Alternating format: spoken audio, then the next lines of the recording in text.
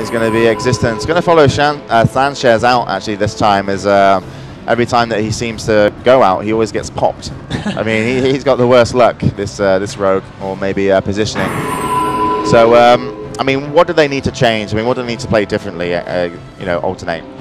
Like you were saying, that Priest was out of position pretty quickly. They really need to... Hogus has to keep in line of sight of Zoja and Sanchez at all times, and he has to play that team's advantage, which is going to be the crowd control on top of Falcon or Solar. Surely they have an advantage then playing this map as well. I mean, there's no kind of like pillar kiting. No, not for this map, because it's still the Druids. Yeah, the Druids are going to have control over this entire map. So it's not okay. Yeah, he probably won't be able to chase for a fear too successfully. So as we follow then round 2. And alternate versus x6tence. In comes the warrior onto the mage. He's going to get polyed very, very early. Actually, we see some you know, burst up, and actually it looks like they could have gone onto the warrior, but actually change on then to the priest, which is Falcon. And Solar is counterspelled right now. Wow, and look at this. Getting really low, huge nature swiftness heal, 6,500 health, bringing him back up. That was almost a kill for them.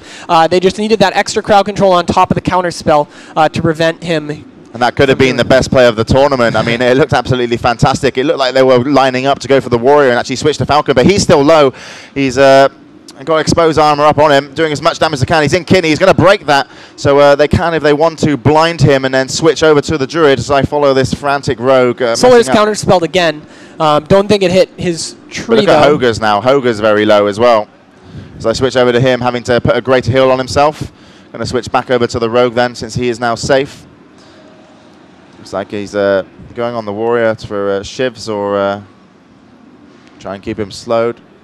Now, they're going to be able to switch onto Zoja right now because he does have that hypothermia if they do want to. Sylar taking a bunch of damage from that mage who snapped offensively, actually. Pet goes down. Poly onto the priest as well. So it's just the druid and the warrior available to heal, and they're doing as much damage as they can on Sylar. Druid having to reposition himself solo. He's got no mana. Solar is completely out of mana, and he has an Innervate up, but if this priest can stay on top of him, they're going to be able to dispel it, which he's not. But look at the mana burns coming out as well.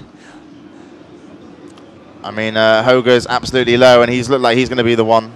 He's going to go down very, very soon. Let's switch over to him as Sylar gets polyed off nicely, but he's actually got feral charge, so he can't get away. But as soon as he got feral charge, he did get a fear off. Here comes the intercept, and down he goes. That's going to make it 2-0 then.